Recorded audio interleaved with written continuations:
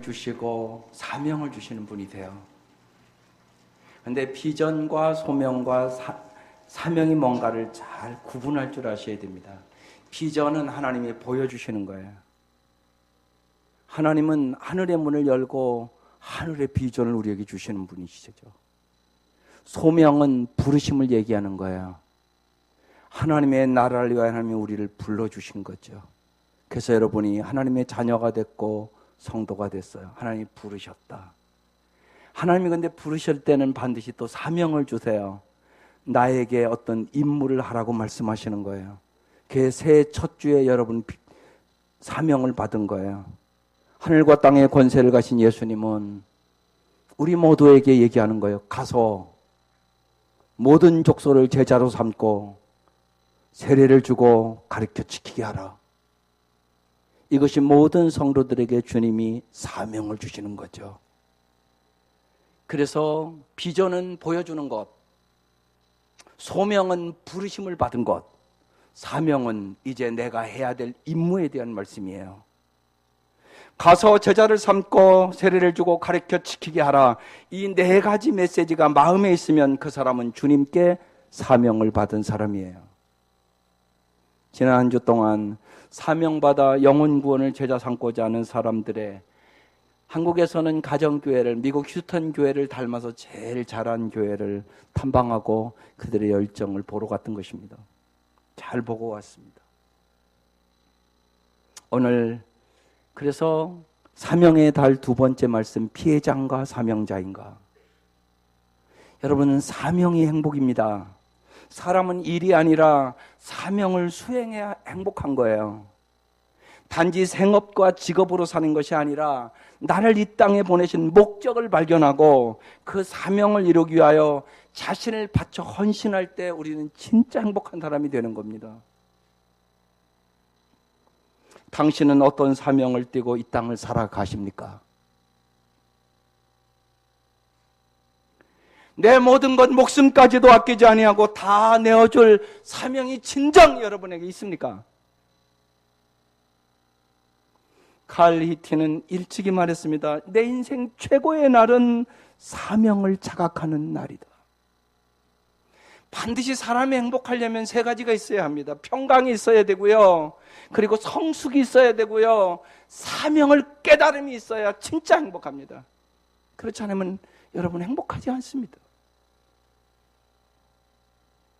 이처럼 사명을 자각하고 사명을 위하여 살다가 사명을 성취하고 사명을 위하여 죽는 사람이 진짜 행복한 사람이란 말씀입니다. 인생 최고의 행복은 바로 사명에 있습니다. 만약 당신에게 이런 절대적인 사명이 있다면 오늘 죽어도 여한이 없는 행복한 사람입니다.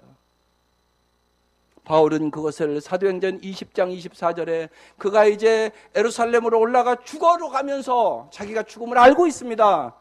그러면서 뭐라고 말씀하시는지 아십니까? 내가 나의 달려갈 길을 다 달리고 주 예수께 받은 사명, 곧 하나님의 은혜의 복음을 증거하는 일을 다하기만 한다면 나는 내 목숨이 조금도 아깝지 않습니다. 그는 그렇게 고백하고 진짜 올라가서 순교합니다. 그래서 오늘 이 말씀의 제목을 한 주간 동안 깊이 생각하고 온 성도들이 사명자로 살아갈 수 있기를, 진짜 행복한 사람이 될 수 있기를 주의 이름으로 축원합니다. 사명이 없는 사람은 갈 데가 없습니다. 출발을 잇는데 목적지가 없는 사람을 가리켜 방황하는 사람이다, 이렇게 얘기합니다. 수많은 사람이 방황합니다. 수많은 청년들이 방황합니다. 그래서 날마다 술 취하고 방탕하고 쾌락을 추구하고 무엇을 해야 할지를 모릅니다. 방황하는 인생을 살아간단 말입니다. 여러분의 사랑하는 자녀들이 그렇게 살아간단 말입니다. 인생은 어디서 와서 무엇을 하다가 어디로 가는 존재입니까? 예수님은 길과 진리와 생명이 되주셔서 우리에게 뚜렷하게 가르쳐 주셨습니다. 정말로 당신이 살아가는 목적은 무엇입니까? 왜 일을 하고 돈을 버는 것입니까? 정말로 당신의 인생의 목적은 무엇입니까? 아이를 낳는 것도 결혼하는 것도 돈을 버는 것도 인생의 궁극적인 목적은 아닙니다. 그것은 과정일 뿐입니다. 과정을 목적으로 착각하면 그의 삶이 혼돈에 빠지게 됩니다. 인생의 과정과 수단 그리고 목적과 사명을 잘 구분하셔야 합니다. 돈을 버는 것은 목적이 아닙니다. 돈은 인생의 목적이 될 수 없습니다. 돈을 좀 못 벌면 어떻습니까? 그렇다고 실패한 것입니까? 돈이 없으면 조금 불편할 뿐입니다. 이것은 수단일 뿐이란 말입니다. 건강도 목적은 아닙니다. 물론 사람은 건강해야 합니다. 그러나 죽으면 어떻습니까? 살아도 죽어도 중요한 것은 목적이지 수단이 아니란 말씀입니다. 오늘 읽은 말씀, 바울의 말씀이 명확하게 얘기하는 것입니다. 그런데 그도께서 모든 사람을 위하여 죽으신 것은 예수님이 이 땅에 죽으러 오셨습니다. 십자가 질 것 처음부터 하셨습니다. 이제부터는 살아있는 사람들이 자기 자신을 위하여 살아가도록 하려는 것이 아니라 자기를 위하여서 죽으셨다가 살아나신 그분 예수를 위하여 살아가도록 하려는 것입니다. 예수님이 이 땅에 와서 십자가를 진 목적, 우리를 구원하기 위해서 십자가 지셨습니다. 그 목적이 한 번도 변하지 않고 뚜렷했습니다. 그리고 구원받은 우리들에게 이제는 자기를 위하여 사는 인생이 아니라 예수 그리스도를 위하여 진리의 사람으로, 성령 충만한 사람으로, 은혜의 사람으로 우리가 살게 하려는 것이 이 말씀입니다. 따라서 그리스도인이란 이제는 자기를 위하여 사는 사람들이 아닙니다. 자기를 위하여 죽으셨다가 살아나신 예수님을 위하여 사는 사람들, 이것이 진짜 크리스찬입니다. 당신은 정말로 십자가의 은혜를 깨닫고 이제는 예수를 위하여 사명자로 살기를 원하십니까? 여기에 대해서 오늘 여러분이 주님 앞에 대답해야 되는 것입니다. 내가 예수를 믿는다고 그러면서 나 자신을 위하여 살 것인지, 피해자로 살 것인지, 이제는 내가 정말 주님의 부름을 받은 사명자로 주님이 나를 통하여 이루실 주님의 뜻을 이루기 위하여 나의 남은 인생을 살 것인지, 그것은 여러분이 결단해야 된다는 말씀입니다. 르게 어느 한인교회 목자의 이야기입니다. 한국에 아는 분에게 연락이 왔습니다. 내가 한 사람을 잘 전도하고 있는데 갑자기 미국으로 이민을 가게 됐다고. 그래서 다 이제 교회 갈 것 같은 사람이니까 잘 전도했으면 좋겠다고. 전도하는 것이 소원인 그 목자는 너무나 기뻐서 이제 공항에 도착하는 날 공항에 마중에 나올 사람이 없다고 그 목자는 장사를 좀 손해보더라도 목장식구 하나 늘리고 한 영혼 구원받는 것이 너무나 기뻐서 가감히 가게를 종업원에 맡기고 공항으로 일찍 나가서 그를 반갑게 맞이하고 짐을 다 싣고 그리고 아내에게 저녁 준비를 잘 해놓으라고 부탁을 하고 그 사람들을 데리고 이제 자기 집으로 가서 잘 대접을 하고 그들이 머무를 아파트까지 데려다 주었습니다. 이 부분은 처음 만나는 사람들에게 받는 대접에 매우 감동스러워했습니다. 마침 다음 날이 금요일이라서 목장 모임에 간절히 초대를 했더니 부침성이 좋은 이 부부가 그 목장에 순순히 와주었습니다. 그래서 목장 식구들이 살림살이도 모아서 필요한 것을 다 도와주고 또한 주일 오후밖에 쉬는 시간이 없는 이 목자는 자동차며 운전면허며 그들이 필요한 것을 밤늦게까지 날마다 같이 돌아다니면서 준비해 줬고 이제 모든 것을 잘 도와주었습니다. 이 부부는 고마워하면서 3주째 계속 목장에 나오고 다른 목장 식구들과도 잘 어울렸습니다. 4주째 들어서는 드디어 주일 교회에 와서 등록을 하고 신앙생활을 시작하게 됐습니다. 목자가 된 후 처음 얻은 전도 열매라서 정말로 시간과 물질 등을 아끼지 않고 섬겼고 이것이 섬김의 기쁨이구나라고 생각을 했습니다. 그리고 이 부침성 좋은 이 부부를 주님께서 보내줘서 너무나 감사하다고 하나님 앞에 감사를 드렸습니다. 그렇게 두어 달이 지났습니다. 어느 날 아내가 만들어준 밑반찬을 준비해서 이제 그 집에 갖다 주려고 갔더니 그 형제가 간곡히 할 말이 있다는 것입니다. 무슨 얘기냐고 물어보니까 자기 딸애가 지금 목장에서는 놀 친구가 없기 때문에 목장 모임에 오기를 싫어한다며 다른 목장도 좀 가보고 싶다고 그랬습니다. 목자의 머릿속이 하얘졌습니다. 고민하다가 그렇게 해보라고, 다른 목장도 다녀보라고 그렇게 대답할 수밖에 없었습니다. 하지만 나중에 알고 보니까 사실은 자기 고등학교 동창생인 한 목자를 교회에서 만나게 됐고, 그 목장으로 가고 싶은 마음이 들어서 이제 딸 핑계를 대고 글로 가기를 원했던 것입니다. 목자가 너무나 섭섭했습니다. 마음속에 배신감도 들었습니다. 또한 그쪽으로 간 목자를 괘씸한 생각도 들었습니다. 마음이 너무나 괴로웠고 자기가 큰 목자로서 상처를 받았다고 그랬습니다. 여러분이 위와 같은 일을 여러분이 만난다면 여러분은 어떻게 할 것 같습니까? 상대 못할 사람이라는 생각으로 관계를 끊겠습니까? 겉으로는 아무렇지 않은 척하면서 상처가 남아서 못 본 채하고 지내겠습니까? 그 문제에 대해 건설적인 대화를 나누거나 권면할 기회를 만들어 보겠습니까? 지금이 그 사람에게 그도인 다른 면을 보여줄 기회라고 생각하고 행동하겠습니까? 하여튼 여러 가지 여러분이 행동할 수 있는 그런 태도가 있을 것입니다. 여기서 우리는 피해자로 살 것인가 사명자로 살 것인가를 깊이 생각해야 한다는 말입니다. 그래서 오늘 주보 목회자 코너에도 사명자는 낙심하지 않는다. 집에 가서 잘 읽어보시면 될 것입니다. 사명자로 살기 위해 우리는 몇 가지를 잘 아셔야 됩니다. 첫째는 하나님은 어떤 분인가를 잘 아셔야 사명자로 살아갈 수 있습니다.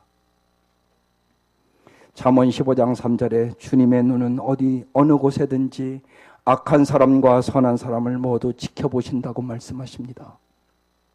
시편 91편 14절에는 하나님께서 말씀하신다. 그가 나를 간절히 사랑하니 내가 그를 건져주겠다. 그가 나의 이름을 알고 있으니 내가 그를 높여주겠다 말씀합니다. 하나님은 모든 것을 지켜보시고 알고 계심을 믿어야만 여러분이 때로는 배신을 당하고 아픔을 당하고 고통을 당하고 고난도 이길 수 있는 사명자로 살아갈 수 있음을 믿으시기를 바랍니다. 사람은 언제나 여러분이 행한 대로 인정하지 않습니다. 언제나 사람의 인정보다 하나님의 인정에 초점을 맞추셔야만 사명자로 살아가시게 된다는 것입니다. 두 번째, 예수님은 우리에게 어떤 사람도 사랑할 수 있다고 말씀하셨을까요? 마태복음 5장 43절에 이렇게 말씀합니다. 내 이웃을 사랑하고 내 원수를 미워하여라 하고 말한 것을 너희는 들었다. 그러나 나는 너희에게 말한다. 너희 원수를 사랑하고 너희를 박해하는 사람을 위하여 기도하여라.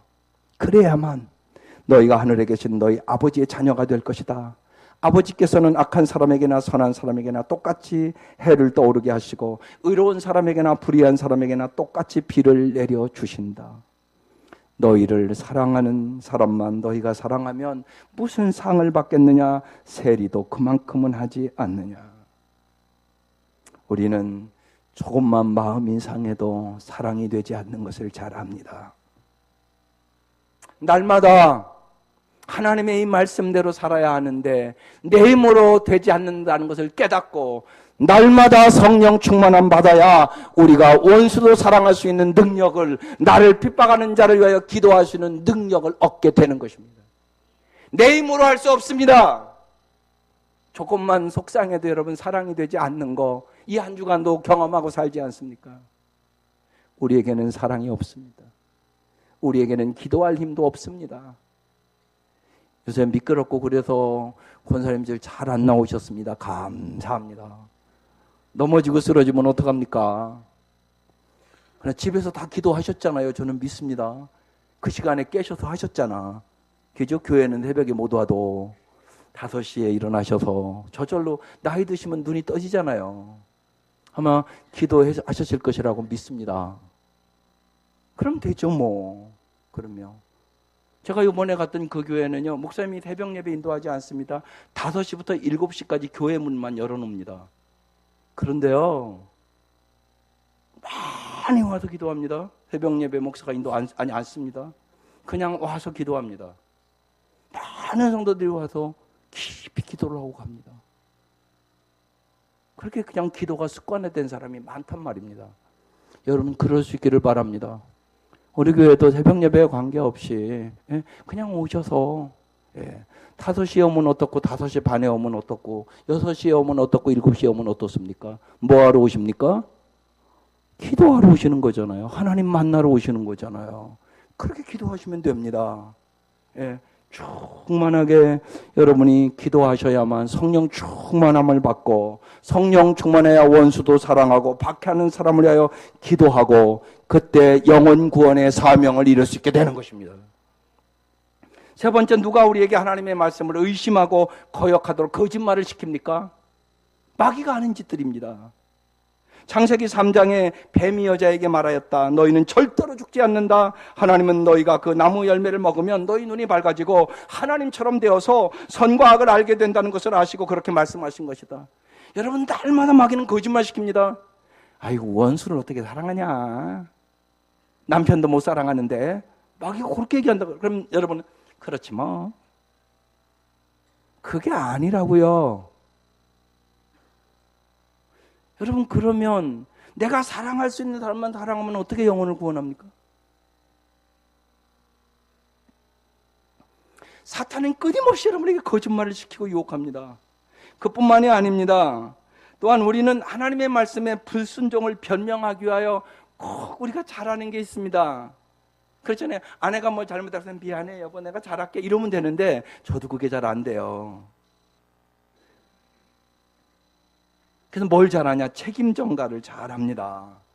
그게 창세기 3장에 나오는 얘기예요. 그 남자는 핑계를 대었다. 하나님께서 저와 함께 살라고 짝지어 주신 여자, 그 여자가 그 나무의 열매를 저에게 주기에 제가 그것을 먹었습니다.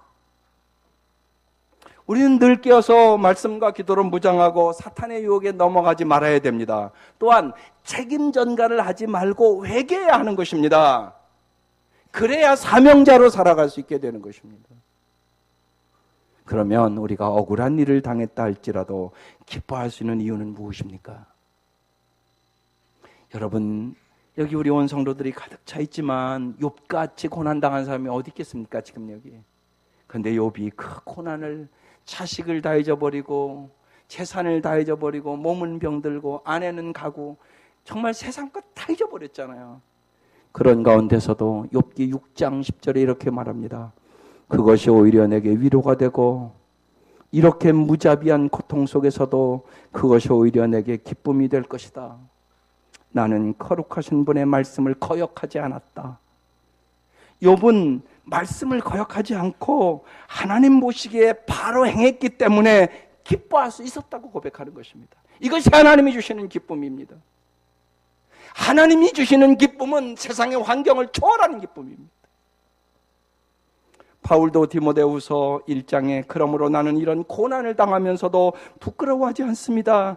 나는 내가 믿어온 분을 잘 알고 있고 또 내가 맡은 것을 그분이 그날까지 지켜주실 수 있음을 확신합니다. 바울은 정말로 자기가 믿는 하나님을 잘 알았고 내가 맡은 것을 하나님이 반드시 지켜줄 것을 확신하였기 때문에 그는 고난을 당하면서도 기뻐할 수가 있었던 것입니다. 영혼을 구원하여 제자 삼는 교회가 되기 위하여 전도와 양육할 때 여러분 많은 어려움이 있을 것입니다. 그때마다 우리는 말씀을 기억해야 하는 것입니다. 고린전서 3장 5절 이하에 그렇다면 아볼로는 무엇이며 바울은 무엇입니까? 아볼로와 나는 여러분을 믿게 한 일꾼들이며 주님께서 우리에게 각각 맡겨준 대로 일하였을 뿐입니다. 나는 심었고 아볼로는 물을 주었습니다. 그러나 하나님께서 자라게 하셨습니다. 그러므로 심는 사람이나 물 주는 사람은 아무것도 아니요 자라게 하시는 분은 하나님이십니다. 심는 사람과 물 주는 사람은 하나이며 그들은 각각 수고한 만큼 자기의 삭슬을 받을 것입니다. 우리는 하나님의 동역자요 여러분 하나님의 밭이며 하나님의 건물입니다. 이렇게 얘기합니다. 어느 과정에서 섬겼든 간에 하나님은 결실을 맺으신 것이고 우리는 각각 수고한 만큼 상이 있음을 믿으셔야 합니다. 여러분이 있는 위치에서 여러분의 정성을 다하여 여러분이 수고했는데 저 사람이 배반한다 할지라도 내 마음을 아픈다 할지라도 여러분이 한 것에 대해서 반드시 하나님이 상 주시는 이심을 믿을 수 있기를 바랍니다. 그래 여러분이 기뻐할 수 있게 되는 것입니다. 그러면 바울은 정말 어떤 상황에서 기도의 일꾼으로 이 사명을 이루어 갔을까요? 사도 바울의 말씀을 읽을 때마다 참 부끄러움을 느끼고 정말로 어렵다는 얘기를 입으로 할 수가 없습니다. 고린도후서 11장 23절에 이렇게 말합니다. 그들이 기도의 일꾼입니까? 내가 정신 나간 사람같이 말합니다마는 나는 더욱 그렇습니다. 나는 수고도 더 많이 하고 감옥살이도 더 많이 하고 매도 더 많이 맞고 여러 번 죽을 뻔하였습니다. 유대 사람들에게서 40에서 하나를 뺀 매를 맞은 것이 5번이요, 채찍으로 맞은 것이 3번이요, 돌로 맞은 것이 1번이요, 파선을 당한 것이 3번이요, 밤낮 꼬박 하루를 망망한 바다를 떠다녔습니다. 자주 여행하는 동안에는 강물의 위험과 강도의 위험과 동족의 위험과 이방 사람의 위험과 도시의 위험과 광야의 위험과 바다의 위험과 거지 정죄의 위험을 당했습니다.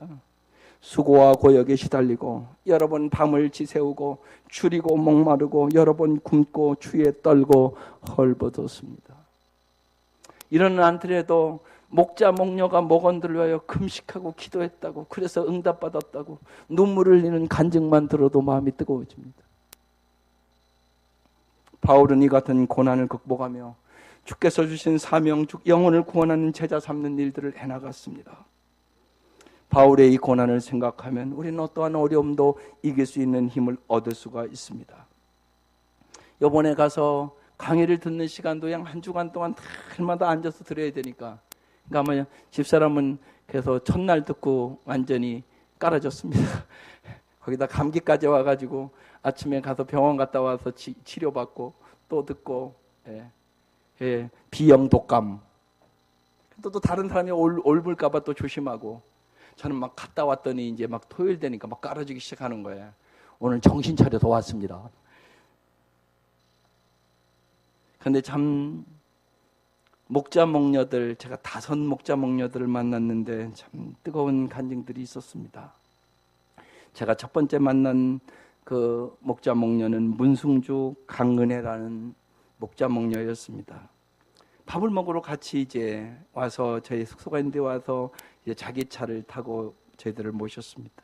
하면서 그러는 거예요. 목사님, 저는 첫째 아이도 장애고요, 둘째 아이도 장애고요, 지금 이제 3번째 아이 딸을 낳았다고. 근데 목자 목녀를 하는 것이 너무나 기쁘다고. 제가 수년 동안 기도해서 올해 내 남편이 목자가 됐다고. 그것을 그렇게 영광으로 생각하고 그렇게 감사하게 생각하고, 근데 가서 앉아서 이제 밥을 먹는데 그 남편이 말을 버벅거려. 말을 이렇게 잘 못해. 좀 더듬어 말을. 그래서 제가 어떻게 저런 분을 목자를 시켰을까? 근데 그때 마음속에 오는 게 있었어요. 하나님이 저렇게 연약한 자도, 배우지 못한 자도, 저렇게 장애를 가진 아이들을 둘씩이나 가진 가정을 통해서도 하나님은 위대한 역사를 이루시기를 원하는구나. 저 사람이 그것을 할 수 있다면 누가 못한다고 얘기할 수 있겠는가? 그러면서 자기들의 여러 가지 얘기를 했습니다. 근데 그 목자 목녀가 그렇게 예뻐 보였습니다. 정말 귀하다. 자기 형편과 사정을 보면 무엇을 할 수 있단 말인가.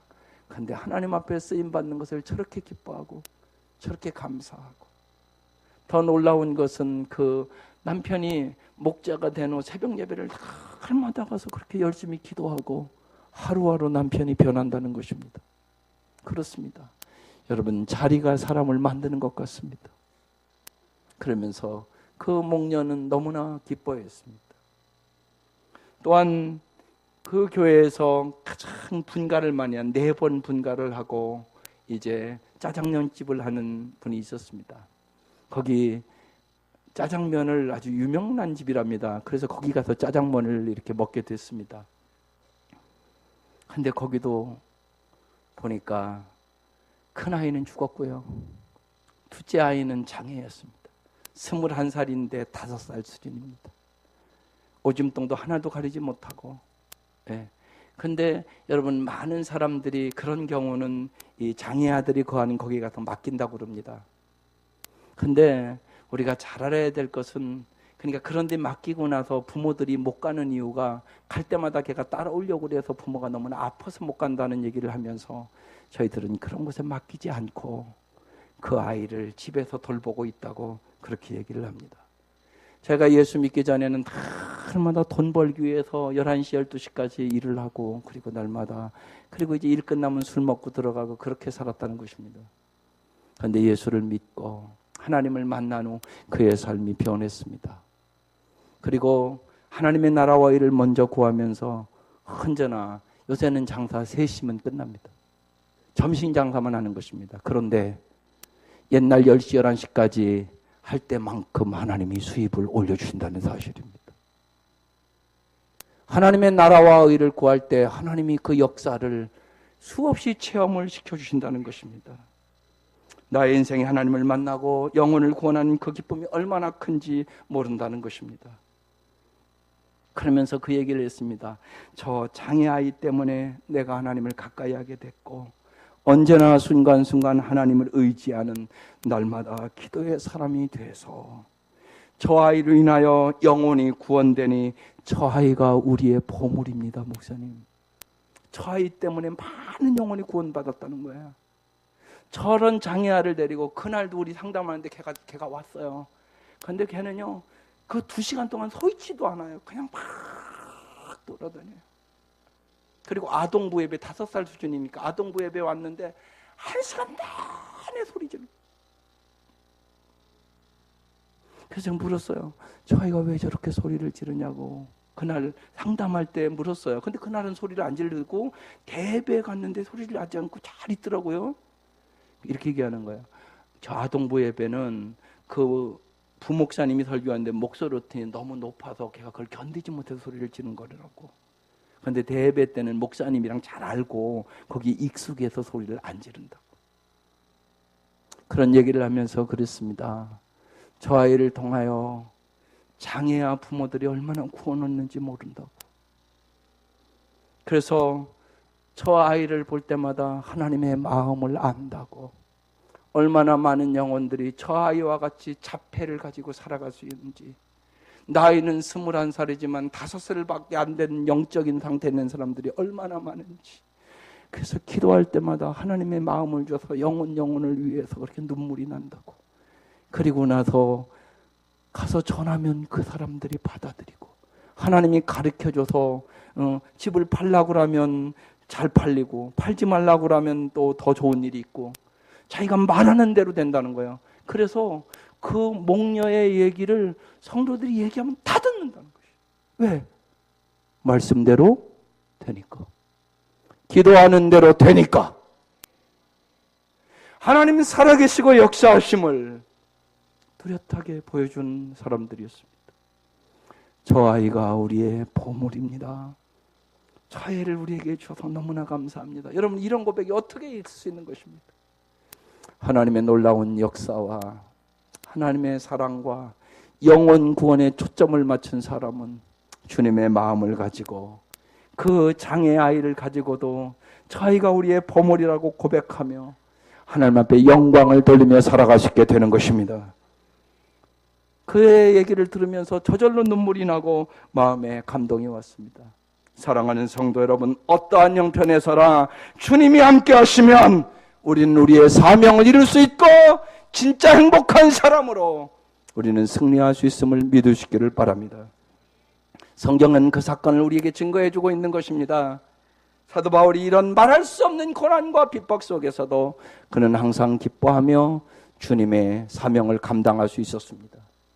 이제 오늘하고 내일 다시 나오지만 여러분, 스데반은 어떠한 상황에서 복음을 전하는 사명을 이루어 갑니까? 사도행전 7장 말씀이 오늘 새벽에 시작됐습니다. 54절 이하에 보면 그들이 이 말을 듣고 격분해서 스데반에게 이를 갈았다. 그런데 스데반이 성령이 충만하여 하늘을 쳐다보니 하나님의 영광이 보이고 예수께서 하나님의 오른편에 서 계신 것이 보였다. 하늘의 문이 열린 것입니다. 그래서 그는 보십시오, 하늘이 열려있고 하나님의 오른쪽에 인자가 서 계신 것이 보입니다. 여러분, 하늘의 문이 열릴 수 있기를 바랍니다. 그러면 세상을 이길 수 있게 됩니다. 사람들은 귀를 막고 큰 소리를 지르면서 일제히 스데반에게 달려들러 돌로 치고 그를 피투성이가 되게 만들었습니다. 스데반이 그때 주 예수님 내 영혼을 받아주십시오 그렇게 기도합니다. 그리고 무릎을 꿇고 큰 소리로 주님 이 죄를 저 사람들에게 돌리지 마십시오. 끝까지 영혼을 사랑하고 예수님이 우리를 위하여 기도했던 그 기도처럼 스데반 집사가 똑같이 기도하는 모습을 보게 됩니다. 성령이 충만함 받고 하늘의 문이 열리고 예수님을 보았으므로 스데반은 마지막까지 돌에 맞아 죽어가면서도 주님이 주신 사명을 이루어 감을 보게 되는 것입니다. 이 은혜가 함께 하시기를 주의 이름으로 축원합니다. 우리가 주님을 따르고 하나님의 말씀에 순종하면 하나님 우리에게 어떤 복을 주실까요? 마태복음 16장 25절에 주님께서 누구든지 자기 목숨을 구하고자 하는 사람은 잃을 것이요 나 때문에 자기 목숨을 잃는 사람은 찾을 것이다. 영원한 생명을 줄 것이다. 그렇게 말씀합니다. 베드로는 베드로후서 1장에 이는 이 영광과 덕으로 귀중하고 아주 위대한 약속들을 우리에게 주셨습니다. 그것은 이 약속대로 말미암아 여러분이 세상에서 정욕 때문에 부패하게 되는 사람이 아니라 하나님의 성품에 참여하는 사람이 되게 하려는 것입니다. 그러므로 여러분은 열성을 다하여 여러분의 믿음의 덕을 더하고 덕의 지식을 더하고 지식의 절제를 더하고 절제의 인내를 더하고 인내의 경건을 더하고 경건의 신도 간의 우애를 더하고 신도 간의 우애에 사랑을 더하십시오. 그러면서 하나님의 성품을 담는 놀라운 축복을 주겠다고 말씀하고 있는 것입니다.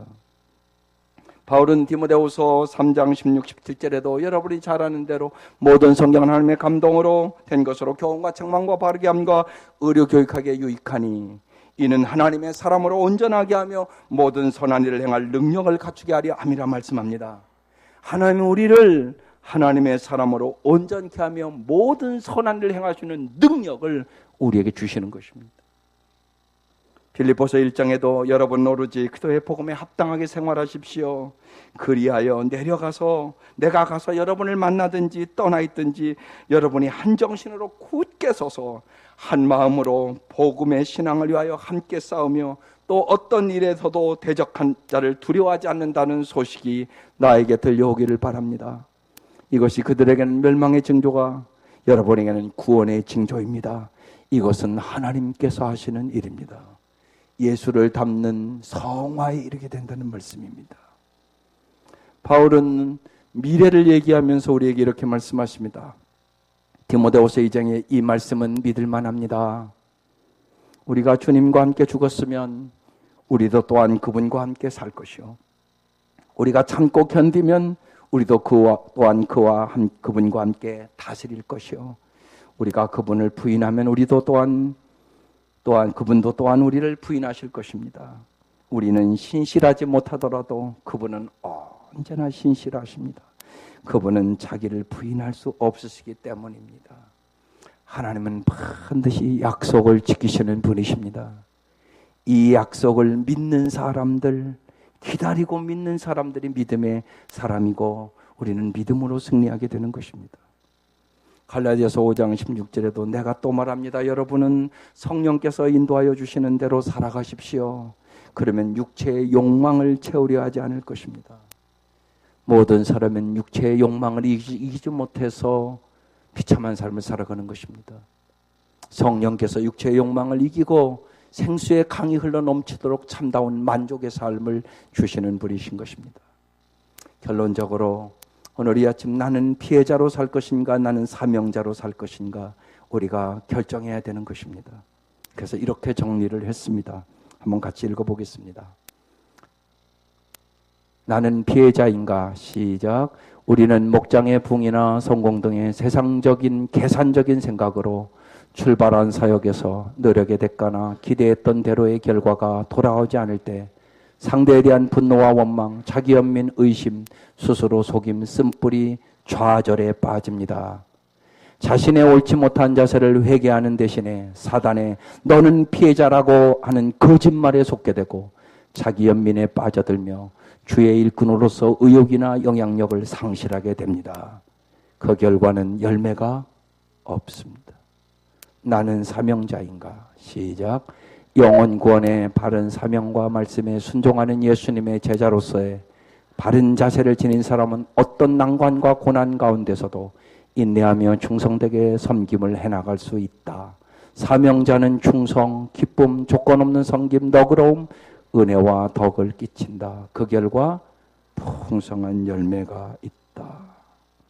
그리스도인은 살아도 주를 위하여, 죽어도 주를 위하여 살기로 오직 영혼을 구원하고 제자를 삼으라는 주의 주신 그 사명을 이루기 위하여 부름받은 사람들이 그리스도인입니다. 지난 한 주 동안 그 교회 교인들은 그렇게 많지 않은 것 같았습니다. 한 200명, 많이 되면 250명 될까.